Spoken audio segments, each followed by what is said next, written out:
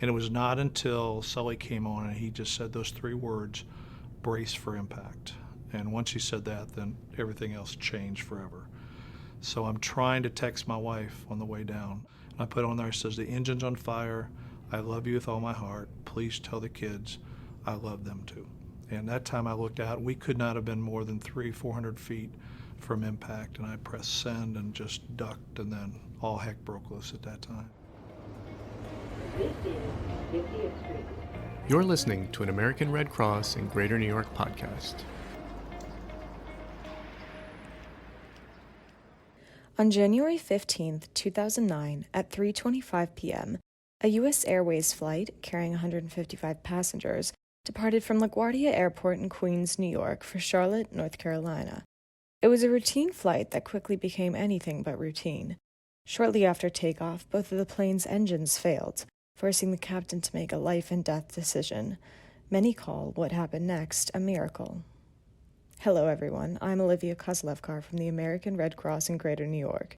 Welcome back to the third season of our podcast, where we examine some of the emergencies that shaped our country over the past 20 years. In this episode, we will look back at US Airways Flight 1549, also known as the Miracle on the Hudson. We'll hear from some of the passengers and crew who experienced one of the most terrifying moments imaginable, as well from our Red Cross team members who immediately sprang into action to help. We'll start off by hearing from Beth McHugh, one of the plane's passengers who vividly remembers how the day began. It was the coldest day yet that winter in New York City. It was about 19 degrees outside and it was 36 degrees in the Hudson River water. It was cold. It had been snowing all morning, so all the flights were delayed at LaGuardia. We boarded the plane late. It was delayed just like everything else. We were going out of a different gate than we usually went out of for this flight. And the plane was full, completely full. It took a long time to load all the people onto the plane.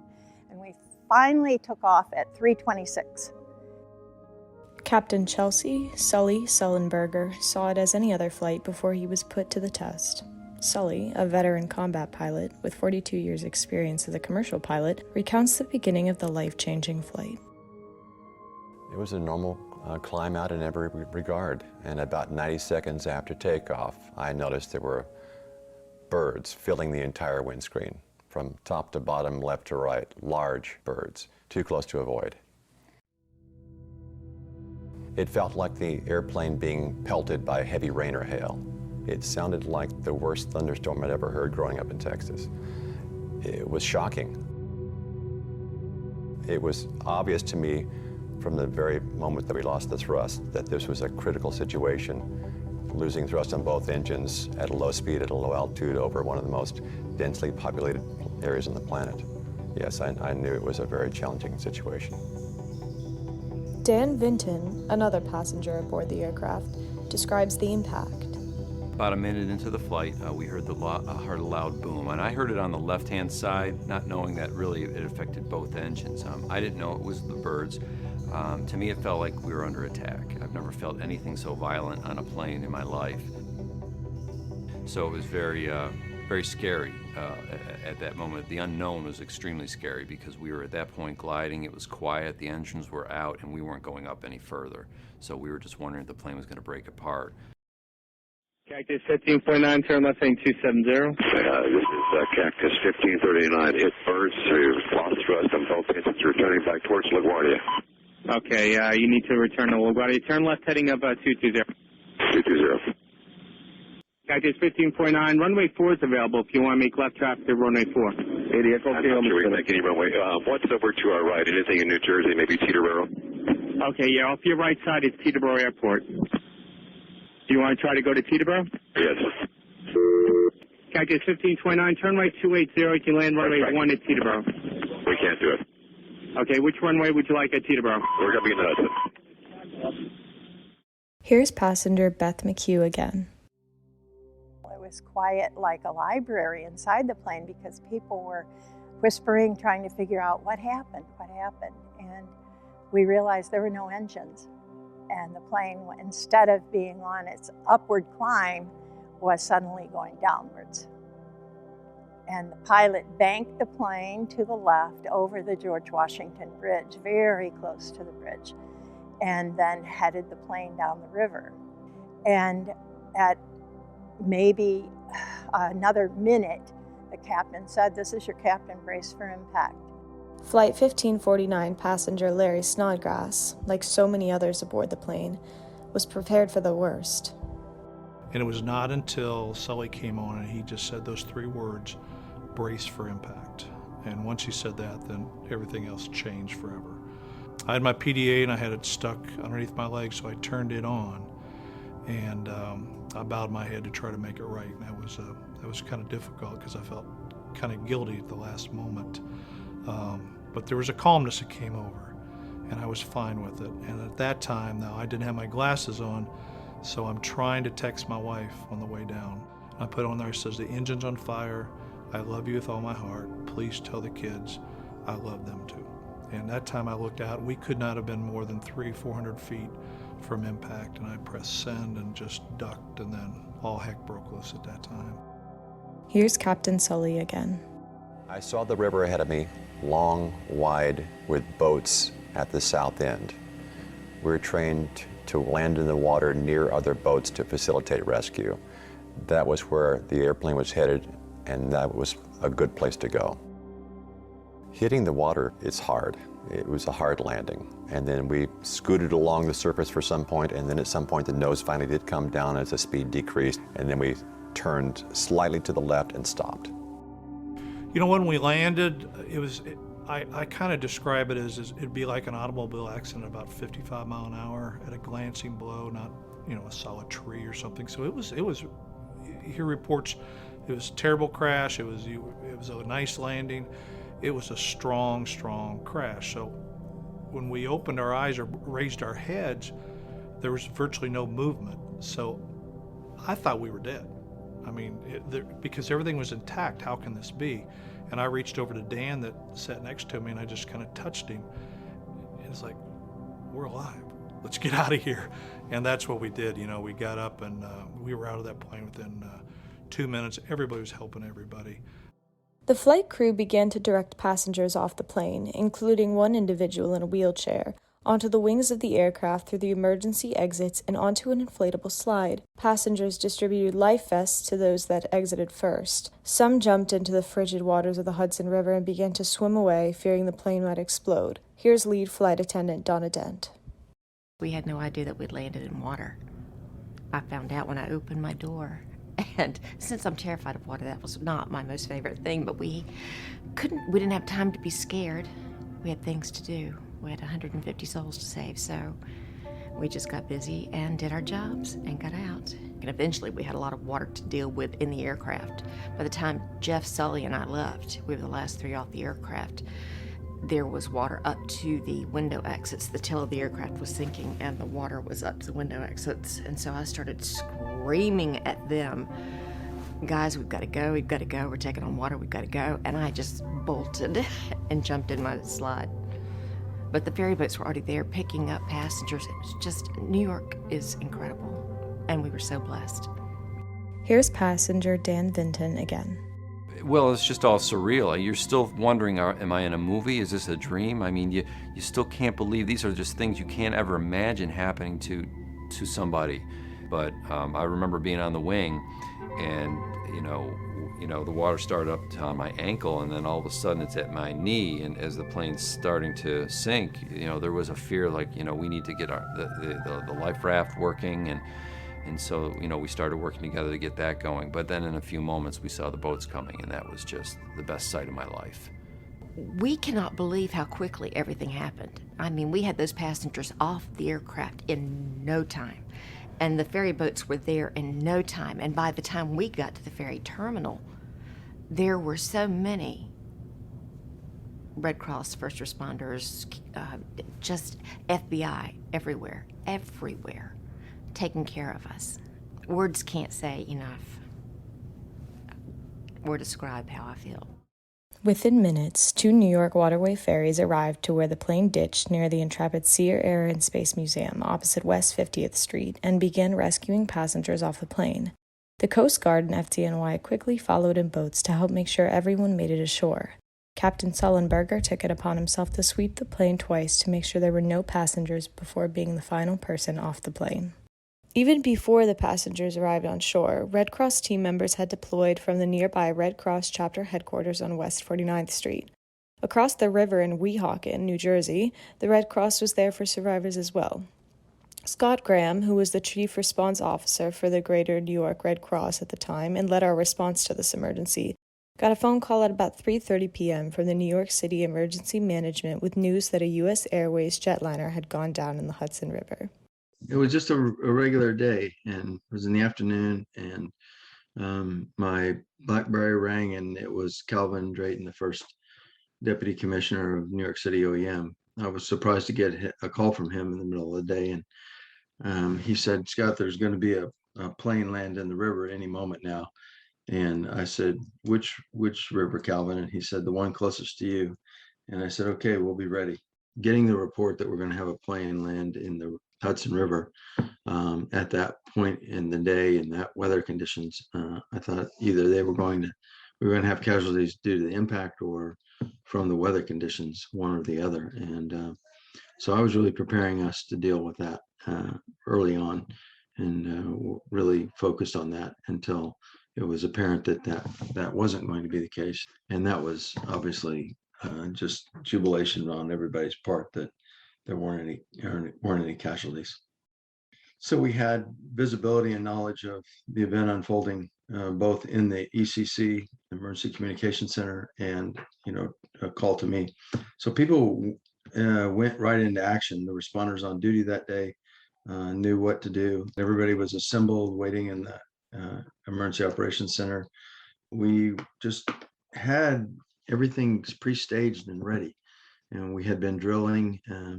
I ran a Saturday drill a couple of Saturdays before this event, just to get people tuned up to quickly respond, and all that paid off. But the responders quickly just got the vehicle and dispatched it straight away to the pier, and we had gotten information from FDNY about where to link up, where the command post was going to be, so they went straight away to there. And one of the things that was interesting that happened was I got a call from a New York City police officer who said, "We need the Red Cross here with blankets." And I said, I was able to see the officer where he was located and our truck. And I said, "Our truck is right behind you, officer." And he turned around and he said, "Damn, you guys are fast." But it was all enabled by some pre-work that we had all been doing. Here is Chris Mercado, who was the Director of Health Services with the Greater New York Red Cross at the time. He was on the scene coordinating with the fire and EMS when the boats arrived with the passengers. I remember arriving, getting out of the vehicle, and having that moment when I looked over, and what I saw was that famous scene of the plane in the water with the passengers on the wing. And I'm going, what a miracle. As those passengers came from the ferry and were welcomed by us, the one thing I can't forget is their faces, the shock. Everyone was in a numb stage, if I can describe it that way. They just came from the freezing water. There were buses there at the site to give people shelter, and we got people out of the weather, gave them blankets at the initial point at the pier, and then quickly shuttled them to the buses that were waiting just a short distance away. It was all just a series of continuing actions to really provide what the folks needed, which was reassurance and care, and just helping them cope with what they'd just been through. Here's passenger Larry Snodgrass again. I remember one of them asking me, "Is there anything we can get for you?" I says, "You know what? You could give me $1 million, but right now, just give me some dry socks." And I remember when we got to the Jersey side and we got in there, they had a pile of white socks. There must have been, hundreds of pairs of those things. And it was the most, everybody just dove into. You thought it was Christmas. They had food there. They had everything. I needed a phone because my battery was dead. The Red Cross went and got a phone for one of the police officers. Everyone wanted to call their loved ones and let them know I'm okay. So I recall all the Red Crosses, all of us with cell phones, handing them over, all the responders there that morning, that afternoon, and just giving them the phone so that they can reach their loved ones. The neighbors in New Jersey coordinated with the Red Cross, and they took our clothes and they dried them. I mean, we were so cold and so wet, but they dried our clothes, and the Red Cross was there to absolutely coordinate everything.